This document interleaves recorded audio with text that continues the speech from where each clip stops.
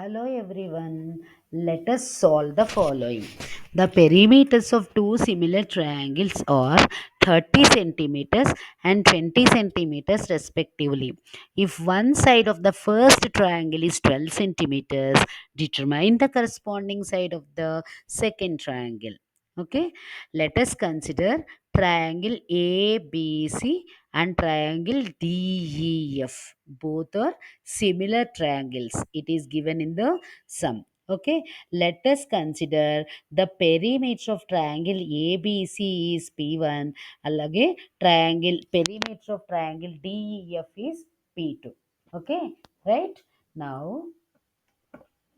ఇక్కడ మనకి ఇచ్చిన డేటాలో ఒక ట్రయాంగిల్కి ఒక సైడ్ కూడా ఇచ్చారు 12 సెంటీమీటర్స్ అని. So let us assume A B is 12 centimetres.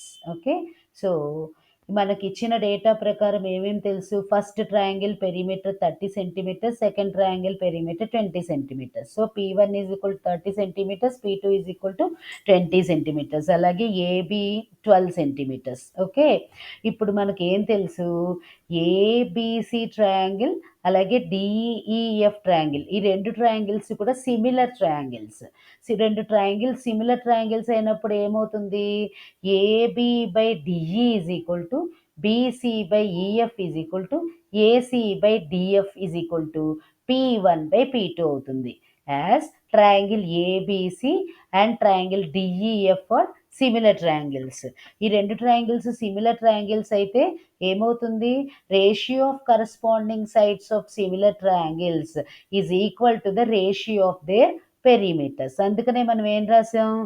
AB by D E is equal to A C by D F is equal to B C by EF అని రాసాం. అవి వేటికి ఈక్వల్ అవుతాయి? P1 by P2కి. P1 ఏమో ఏబిసి ట్రయాంగిల్ పెరిమీటర్, P2 ఏమో DEF triangle perimeter అనమాట. Okay, just మనం ఇప్పుడు ఈ ఈక్వేషన్లో ఇచ్చిన న్యూమరికల్స్ని సబ్స్టిట్యూట్ చేసుకుంటాం. మనకి ఒక సైడ్ ఇచ్చారు, దాని corresponding side కనుక్కోమంటున్నాడు.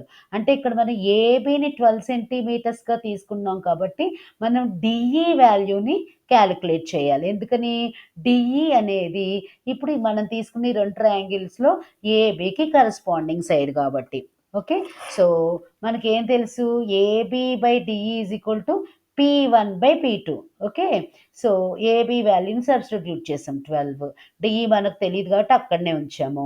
P1 by P2 తెలుసు కదా మనకి. P1 30 centimetres, P2 20 centimetres. Substitute చేసుకున్నాము. సబ్స్టిట్యూట్ చేసుకుని ట్రాన్స్పోజ్ చేస్తే ఏమవుతుంది? D E is equal to 12 into 20 by 30 అవుతుంది.